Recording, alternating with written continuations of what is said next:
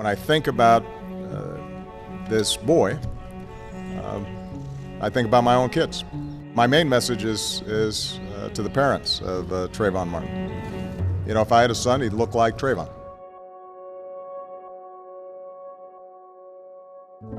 The thing we fear most as parents is the safety of our children. When you found out the circumstances, I responded specifically as a black parent and as a black man. The idea that this teenager who was walking down the street could evoke such fear, and that ultimately a jury would find that the actions of that private citizen could not be considered criminal. That then spoke to a broader history in this country. The sense that not only were black people devalued, but that we had a culture that had portrayed black boys and black men in particular as threats, and that in turn justified potential violence against them. Trayvon Martin wasn't so different from me. He looked like I did at the age of 15, 16, 17.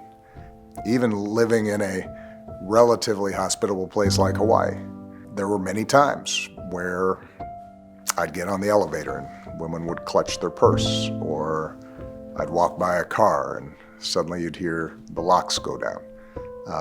The perceptions of me as a young person weren't so different than the perceptions of Trayvon. Maybe the only thing that separated us was luck.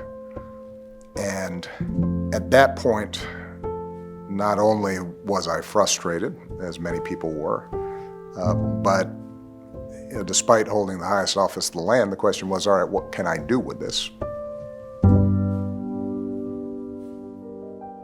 After doing a bunch of work with all the agencies, we set up something called My Brother's Keeper inside the White House.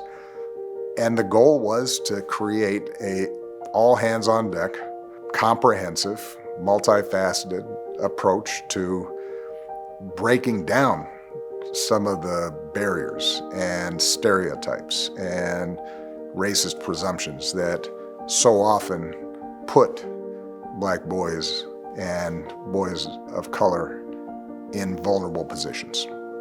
What we were able to do was then continue My Brother's Keeper. It's now housed in our foundation, and that work has taken root in cities and with organizations and institutions all across America. You have violence intervention programs that work to create summer jobs, mentoring programs and supplemental education programs.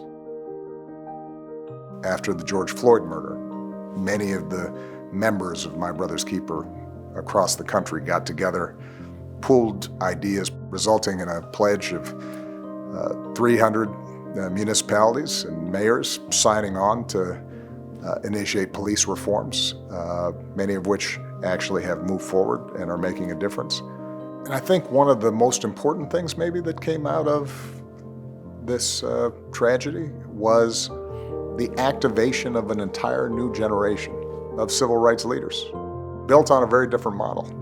It wasn't top-down, it wasn't one spokesperson, it was grassroots, it was powered by social media. So hopefully the legacy of this tragedy is not just outrage, but something constructive. That doesn't fill the hole that Trayvon's parents feel. But my hope is that we look back on what happened with Trayvon and are able to say that that was the start of America looking inward and in fits and starts coming to terms with what has always been our original sin.